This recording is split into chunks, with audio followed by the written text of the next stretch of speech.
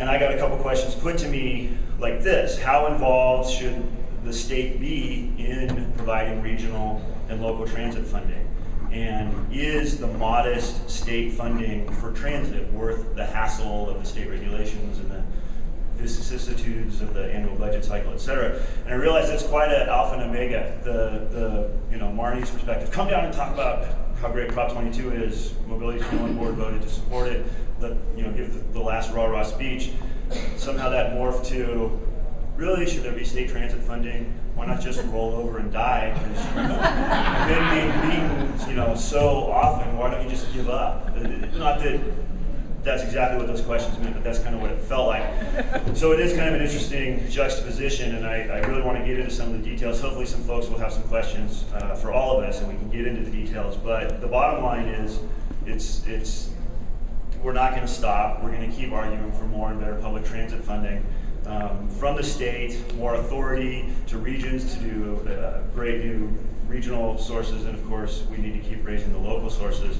And I want to get into that. There's so many things we could talk about in terms of the value of the state dollars, but why that question? For those of you who don't know, over the last 10 years, various decisions in Sacramento, 98% of which took place before, hey Joel Howard, 98% of which, Joel's a lot, sorry, I meant to say that like Kurt Pringle said. 98% of those decisions were made, of course, before Assemblywoman Bonnie Lowenthal came to Sacramento, so she's inoculated, but I've got about 119 other legislators who I've been dealing with for so long who, in one form or another, in terms of budget votes, appropriation votes, policy bills that changed transit funding, under two different governors, one of each stripe, if you will, I think 5 different classes of legislators, they acted essentially to shift $5 billion out of public transit funding, out of the stream that goes directly to so many agencies, public agencies in this room, which ultimately should have ended up in a lot of private sector hands in terms of jobs, in terms of architecture and engineering, in terms of planning, building, constructing, and then operating the systems, the transit systems that we should have here in Southern California and around the rest of the state. One of the things we did, some of us did, Jim mentioned it, in partnership, thank you sir, and our friends at the League of California Cities and others, put together Proposition 22 on the ballot next Tuesday. That would be one more attempt, and Jim acknowledges the obvious that for every try, there's, for every action, there's the counteraction. But it is one more attempt to try to say once and for all to future legislators, future governors, that the people of California want certain revenues that have been collected for local programs to be returned. Yes, they go through the state coffers, so they kind of touch the state hands, but they're supposed to be returned for a variety of city, county, infrastructure, transportation, transit services. That's what Prop 22 would do. So Mark, in terms of trying to give the General Assembly at Mobility 21 some recommendations, mine is short-term, easy. If you haven't filled out your absentee ballot yet and you're going to do that in the next 24 hours or walk into the polling place Tuesday, vote yes on Prop 22. For transit specifically, the question asked of me, it would protect at least $1.8 billion annually. It should have protected a lot more until March of this year when, under the governor's leadership, the legislature eliminated $1 billion of transit funding and put it into a lot of other programs. The measure would have protected that. It's gone, but what's left is vitally important. It is what's left from the state, a $400 million state program, $1.4 billion of local Transportation Development Act funds. And then we don't even have it quantified, but as Jim said, more and more transit agencies rely on those local half-cent sales taxes. There's hundreds of millions, if not billions of dollars there protected by the measure. So that's the short-term action recommendation that I would have. The next one is don't give up the fight, whether we win or lose on Tuesday. If we win, there will be super smart people in Sacramento figuring out all the ways to go around that measure, and we'll keep fighting. We know we have to keep fighting. I went to the California State Supreme Court last year and was told by the judges there it's illegal for the legislature to raise transit funding. And I was like, woohoo, we're done. And then we lost $1 billion this year, so that's pretty amazing. So the second mid to long-term thing is keep fighting. And then the third thing, it just occurred to me today when Jim said that Bill, is a leader who would say, pull out his sword and say, let's go to war. And my advice there for future leaders after I'm dead and buried, whether it's Tuesday night because we failed and my bosses fire me, or it's Wednesday and we won and the next day the legislature votes to outlaw transit in California. Not that, I assume that would be a 119-to-1 vote. So my message to Bill and Jim would be, don't take a sword to war, take a gun or a big, jet fighter and some bombs, not a sword. I don't know why you guys are fighting with swords.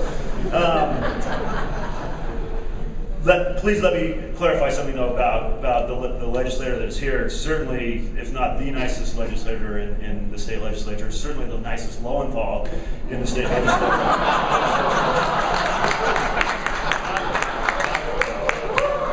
I say that knowing full well that Senator Alan Lowenthal is scheduled to be here today. He's on your roster. He should have been here. He unfortunately was belayed, but he wanted to be here.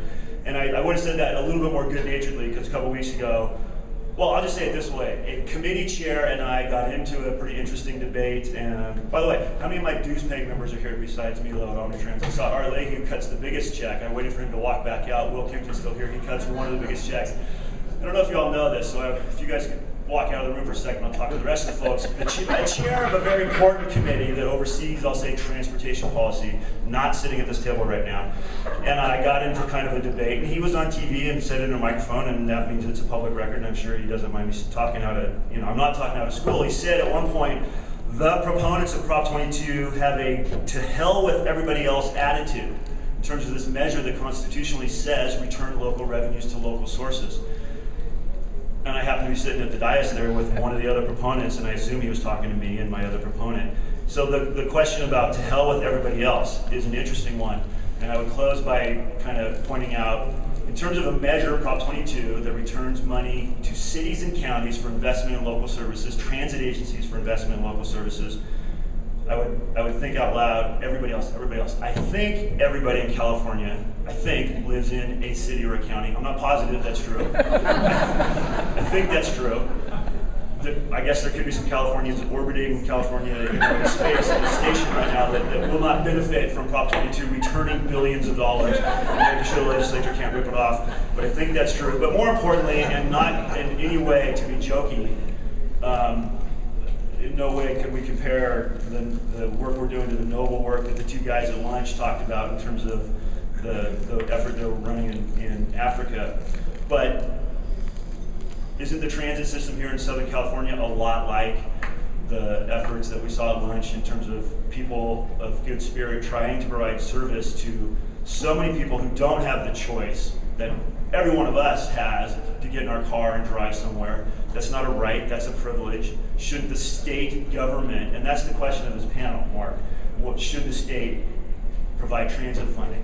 Hell yes, the state should provide transit funding. How do all those people get to work, get to school, get to the healthcare services that folks like Assemblywoman Bonnie Lowenthal, Senator Alan Lowenthal, the legislative leadership fight so hard to protect funding for those programs? How do so many people in California access those programs if they do not have a more robust transit system in Southern California and across the rest of California? And I know Assemblywoman Lowenthal agrees with me. I met her in Washington, D.C. It was probably 0304. We hadn't met here in California Stranger. We were in Barbara Boxer's office. We both had personal appointments. The staff realized it and said, A, we overlapped you. B, Barbara's over at the Capitol. They put us in a little tram going under the Dirksen Senate building into the state under the U.S. Capitol.